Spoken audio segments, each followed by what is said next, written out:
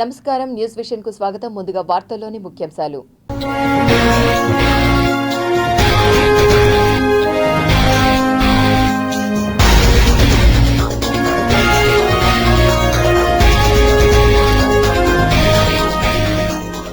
వేడుకగా జాతీయ అంతరిక్ష దినోత్సవం. జాబిల్లిపై భారతీయ కీర్తి పతాకం. రెపరెపలాడిన చారిత్రక ఘట్టం. ఎన్డీఏకి పవన్ దూరం, కూటమికి బీటలు, రేకెత్తిస్తున్న అనుమానాలు. కార్మికులకు అందిస్తున్న సేవల పట్ల వారికి మరింత అవగాహన పెంచి వారికి ఉపయోగపడేలా చూడండి. ఈఎస్ఐ అధికారులను ఆదేశించిన కేంద్ర కార్మిక, ఉపాధి మంత్రిత్వ శాఖ కార్యదర్శి డాక్టర్ చంద్రభూషణ్ కుమార్. శ్రీవారి ఆలయంలో శాస్త్రోక్తంగా పవిత్రోత్సవాలు ప్రారంభం.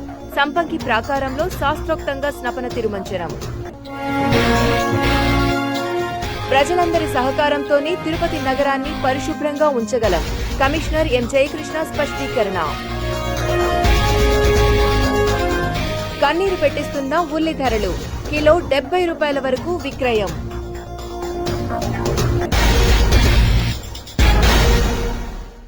తిరుమల శ్రీవారి ఆలయంలో పవిత్రోత్సవాలు ఆదివారం శాస్త్రోక్తంగా ప్రారంభమయ్యాయి.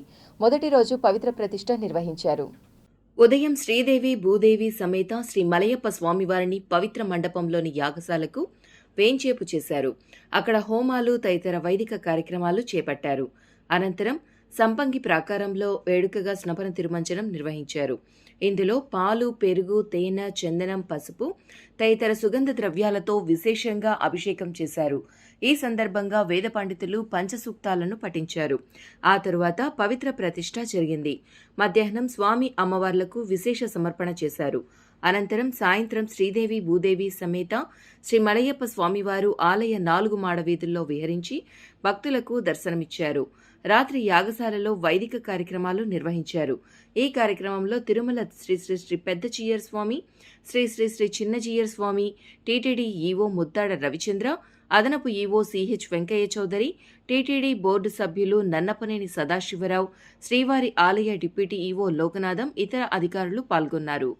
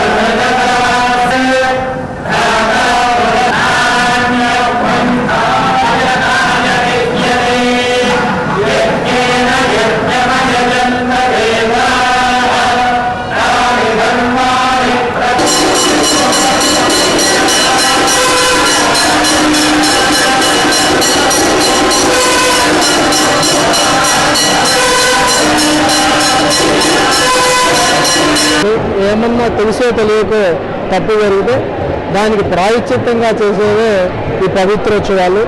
పవిత్రోత్సవాలు అనాదిగా వస్తున్నాయి. ఈ సంవత్సరం కూడా పవిత్రోత్సవాలు ఈరోజు మొదటి రోజు పవిత్ర ప్రతిష్ఠ జరుగుతుంది. ఈరోజు రేపు పవిత్ర సమర్పణ జరుగుతుంది. 3వ రోజు పూర్ణాహుతి జరుగుతుంది. ఈ 3 రోజు కూడా అందరూ కూడా ఈరోజు స్నపన తిరుమంజనం చేయడం జరిగింది.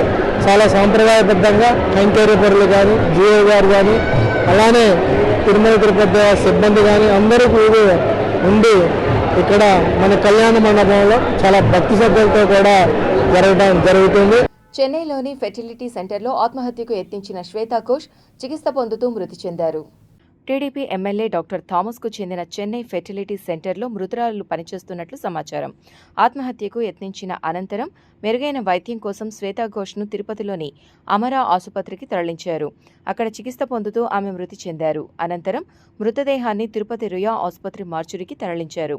ఈ ఘటనపై చెన్నై అమీన్జీ కరై పోలీసులు ఎఫ్ఐఆర్ నంబర్ 42/2026 నమోదు చేసి దర్యాప్తు చేస్తున్నారు. శ్వేతా ఘోష్ మృతదేహాన్ని తీసుకెళ్లేందుకు చెన్నై పోలీసులు తిరుపతిలోని రుయా ఆసుపత్రికి చేరుకున్నారు. ప్రజలందరి సహకారంతోనే పుణ్యక్షేత్రమైన తిరుపతి నగరాన్ని పరిశుభ్ర స్వచ్ఛమైన నగరంగా తీర్చిదిద్దగలమని, ఇందుకోసం అందరూ సహకరించాలని నగరపాలక సంస్థ కమిషనర్ ఎం జయకృష్ణ పిలుపునిచ్చారు. ఆదివారం ఉదయం ప్రజా ఫిర్యాదుల పరిష్కార వేదికలో వచ్చిన వినతులను, నగరంలోని పలు ప్రాంతాల్లో పారిశుద్ధ్య పనులను పరిశీలించి ప్రజలను కలిసి పారిశుద్ధ్యంపై అవగాహన కల్పించారు. తారకరామ స్టేడియంలో, వెటర్నరీ యూనివర్సిటీలో వాకర్స్ను కలిసి నగరంలోని సమస్యలు, పరిష్కార మార్గాలపై మాట్లాడారు. రైల్వే స్టేషన్, ఆర్టీసీ బస్టాండ్లను పరిశీలించి మరింత మెరుగ్గా పారిశుద్ధ్య పనులు చేపట్టాలని అధికారులను ఆదేశించారు. పీపీ చావడి, చెన్నారెడ్డి కాలనీలో నుండి వచ్చిన ఫిర్యాదులను పరిశీలించి ఫిర్యాదుదారులతో మాట్లాడారు. మీ అందరూ సహకరిస్తేనే నగరం శుభ్రంగా ఉంటుందని తెలిపారు. కాలువల్లో చెత్త వేయడం, రోడ్లపైన ఎక్కడ పడితే అక్కడ చెత్త వేయడం మానుకోవాలని తెలిపారు.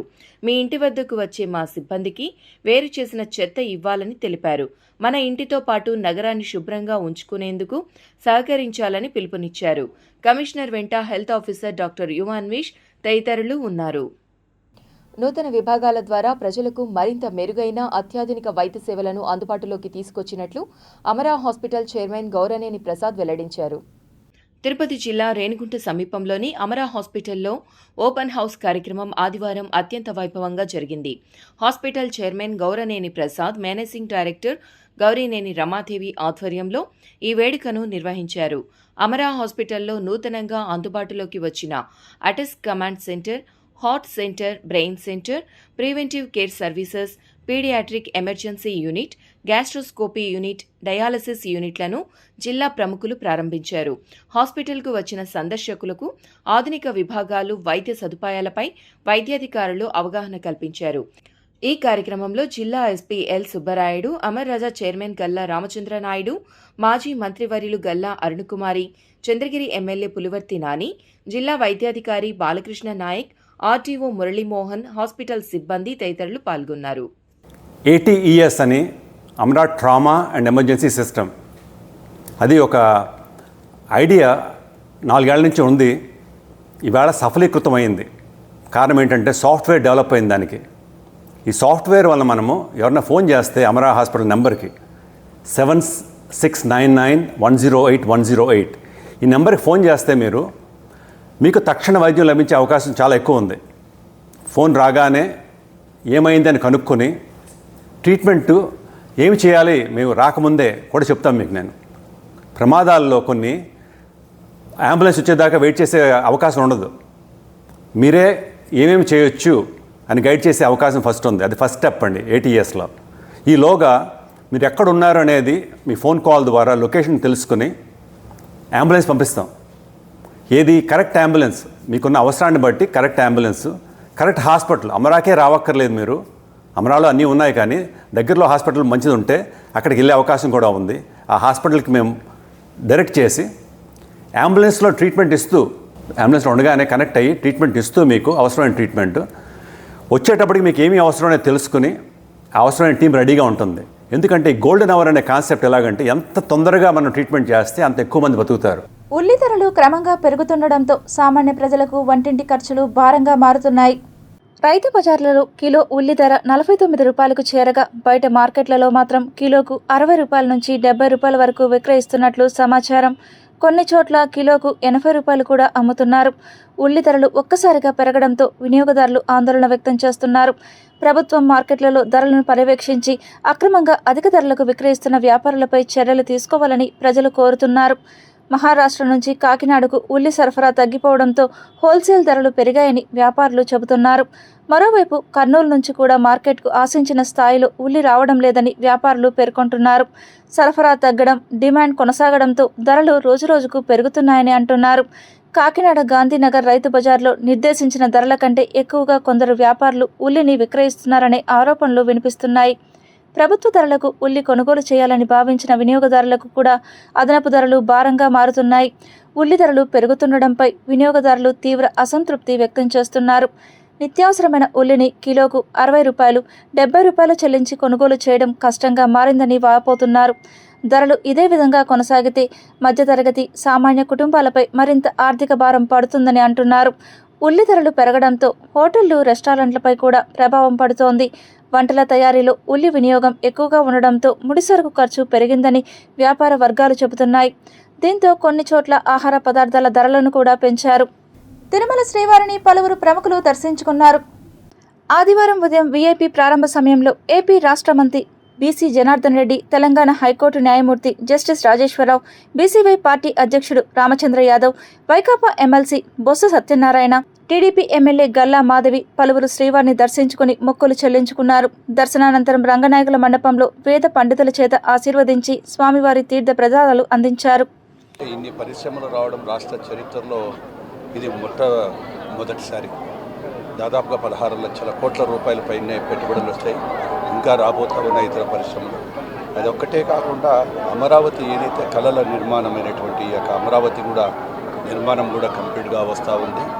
నాకు సంబంధించినటువంటి రోడ్లు, భవనాలు మరియు పోర్ట్స్కు సంబంధించినటువంటి మొన్ననే భోగాపురం ఎయిర్పోర్ట్ కూడా ఈ యొక్క ఆంధ్రప్రదేశ్లో చరిత్రలోనే అతి తొందరగా నిర్మాణమైనటువంటి భోగాపురానికి కూడా అంతర్జాతీయ స్థాయిలో ఈరోజు గౌరవ ముఖ్యమంత్రి గారు, ప్రధానమంత్రి మోడీ గారి ఆధ్వర్యంలో మొన్ననే రీసెంట్గా ఓపెన్ చేయడం చాలా సంతోషంగా ఉంది.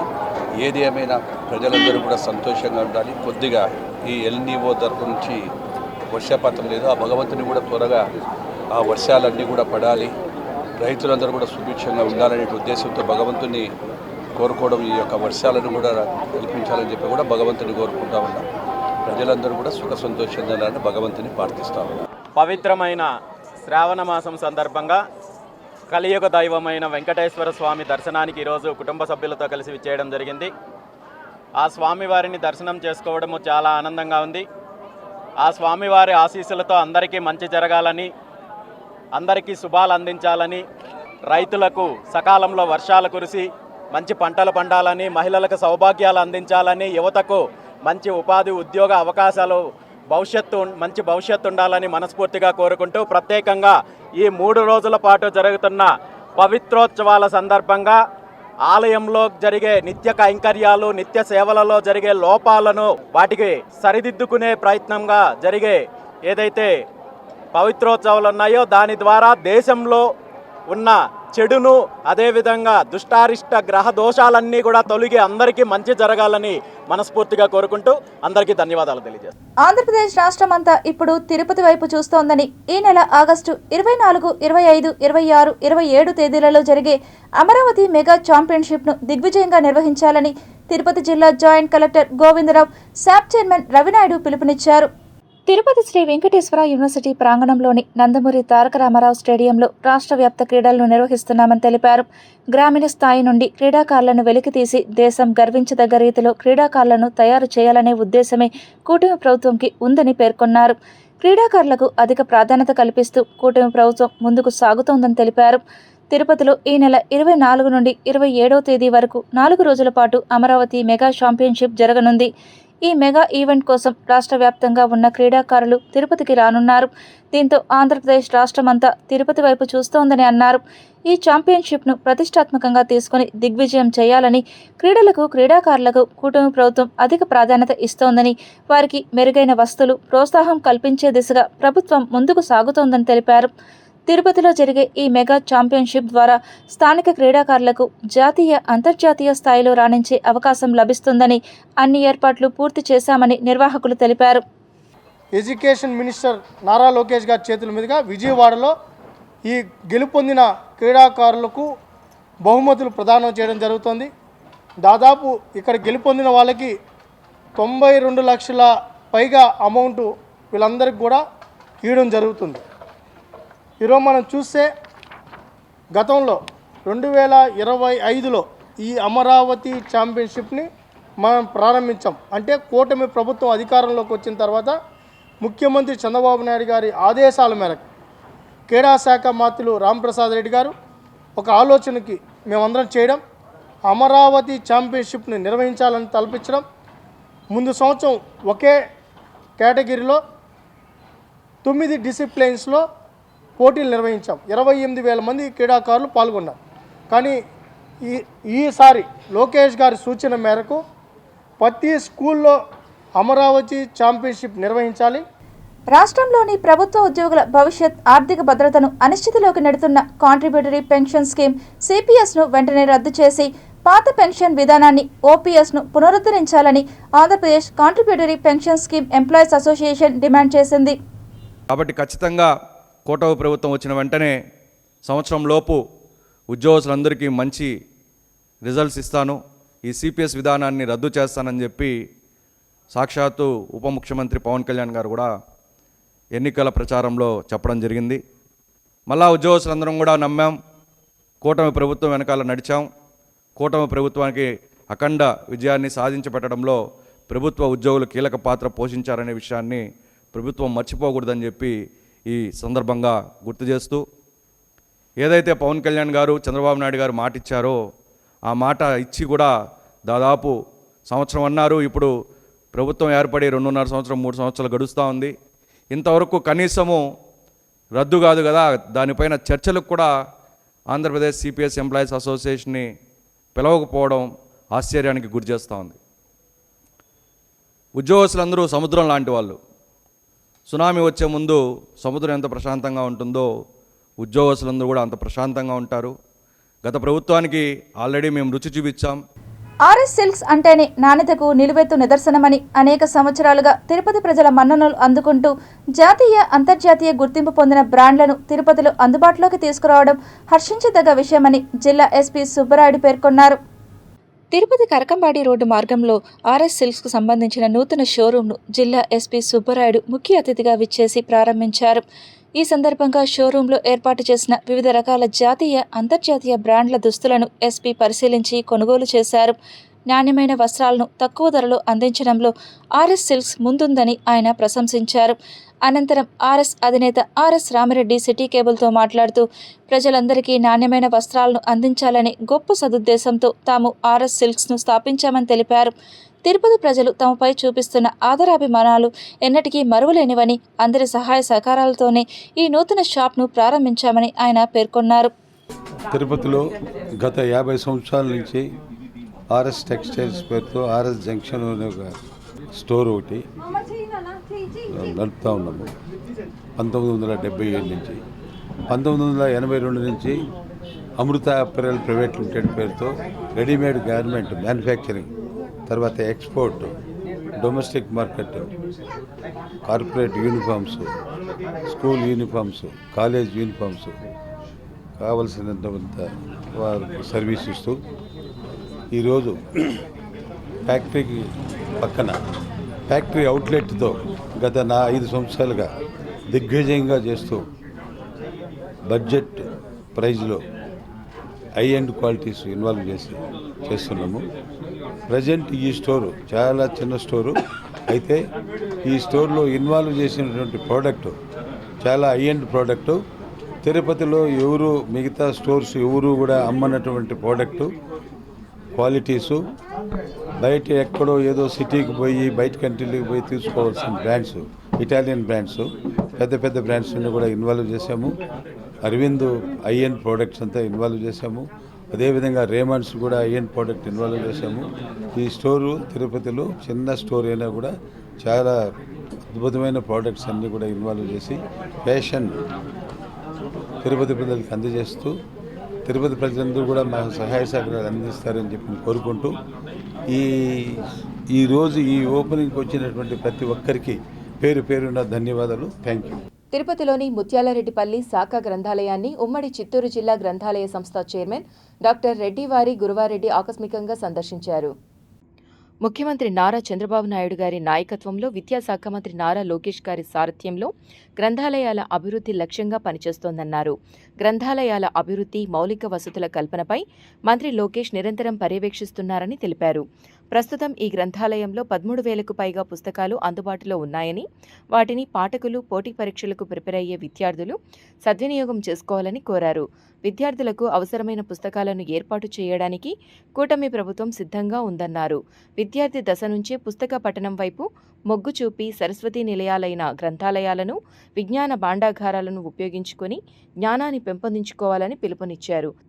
స్థానిక గ్రంథాలయ అధికారి ధనుంజయలను బీడీసీ కేంద్రాల పనితీరుపై ఆరా తీసి రీడర్స్ సంఖ్యను పెంచాలని ఆదేశించారు. విద్యార్థి దశ నుండి పుస్తక పఠనం అలవర్చుకోవడం ద్వారా సమాజంలో ఉన్నత శిఖరాలను అధిరోహించేందుకు గ్రంథాలయాలు దోహదపడతాయని పేర్కొన్నారు. బ్రహ్మకుమారీస్ మాజీ చీఫ్ పూజ్యశ్రీ ప్రకాశమణి దాదీజీ 19వ స్మృతి దినాన్ని పురస్కరించుకొని ఆమె చూపిన సేవా భావానికి నివాళిగా రక్తదాన శిబిరాన్ని నిర్వహించారు.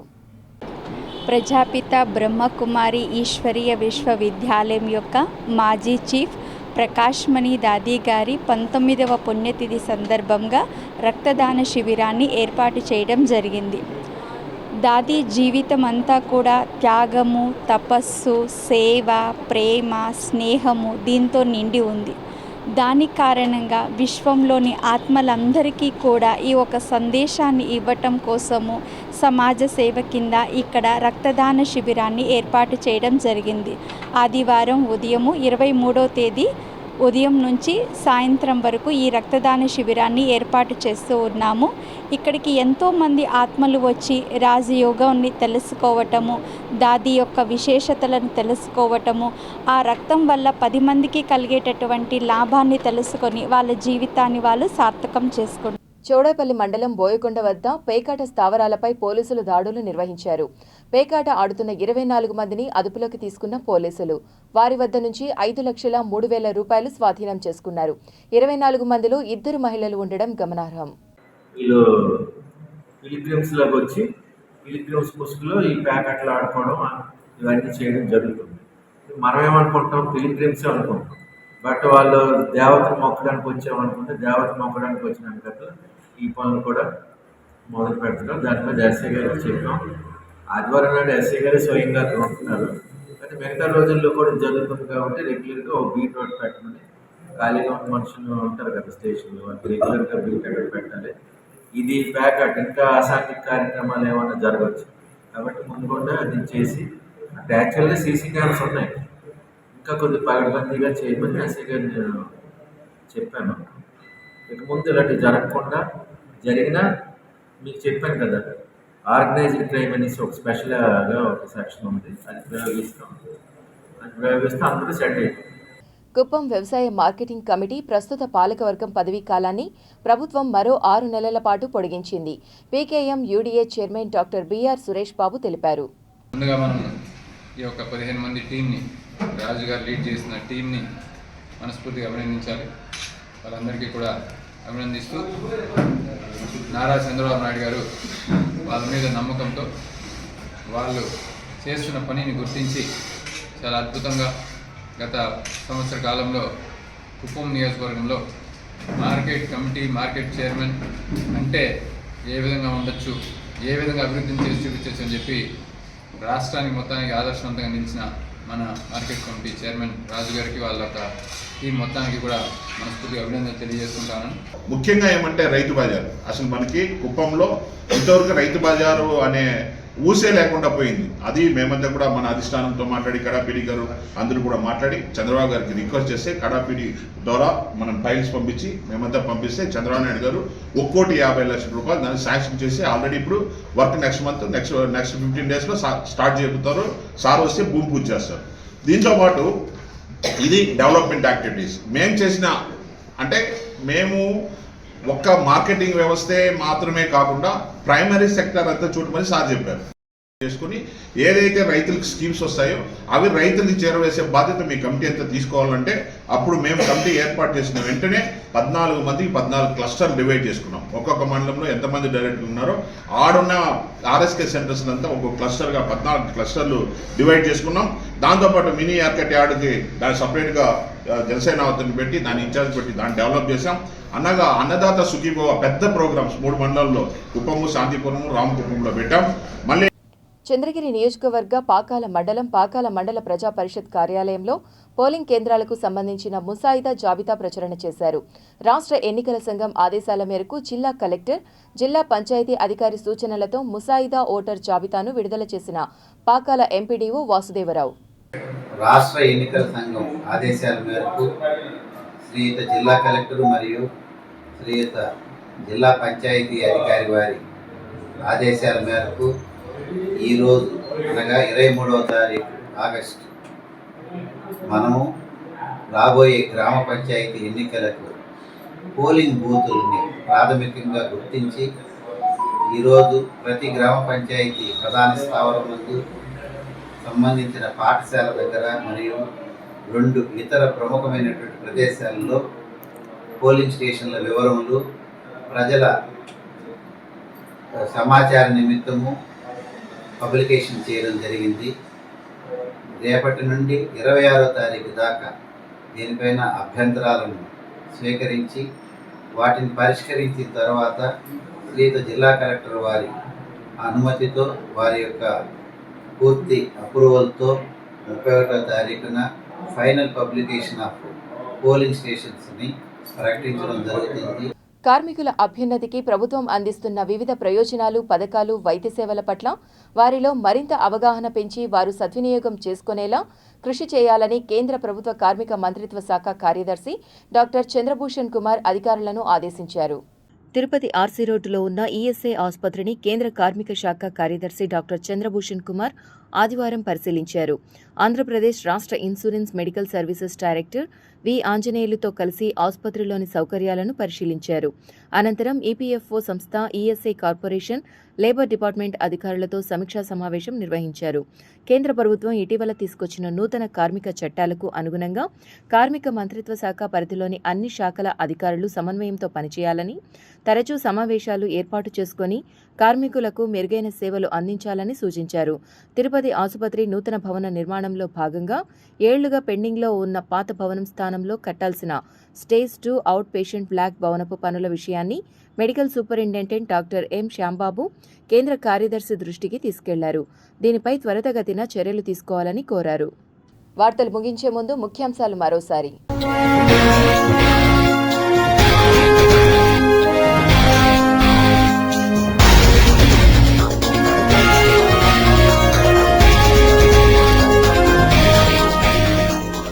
వేడుకగా జాతీయ అంతరిక్ష దినోత్సవం, జాబిల్లిపై భారతీయ కీర్తి పతాకం, రెపరెపలాడిన చారిత్రక ఘట్టం.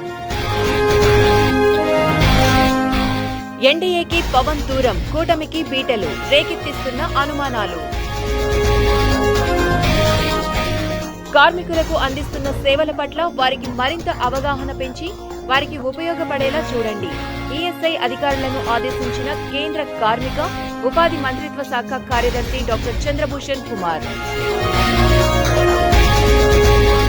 శ్రీవారి ఆలయంలో శాస్త్రోక్తంగా పవిత్రోత్సవాలు ప్రారంభం. సంపంగి ప్రాకారంలో శాస్త్రోక్తంగా స్నపన తిరుమంజనం. ప్రజలందరి సహకారంతోనే తిరుపతి నగరాన్ని పరిశుభ్రంగా ఉంచగలం. Commissioner M Jayakrishna స్పష్టీకరణ. కన్నీరు పెట్టిస్తున్న ఉల్లి ధరలు, కిలో 70 రూపాయల వరకు విక్రయం.